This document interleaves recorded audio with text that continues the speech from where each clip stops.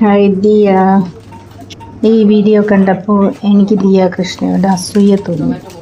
എന്തിനെന്നല്ലേ, family മൊത്തം delivery നടക്കുന്ന സമയത്ത് ഒരു ഫാമിലി മൊത്തം ചുറ്റും നിൽക്കുക എന്ന് പറഞ്ഞാൽ ഇതിൽ പരം ഒരു ഭാഗ്യം എന്താ കിട്ടാനുള്ളത്?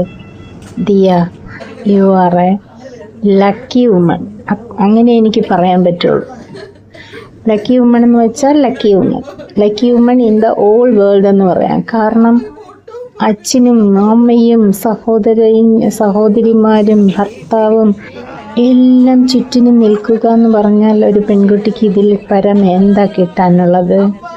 അതിലവൾ ആ വേദനയെല്ലാം ഒരു നിമിഷം മറന്നു പോവില്ലേ?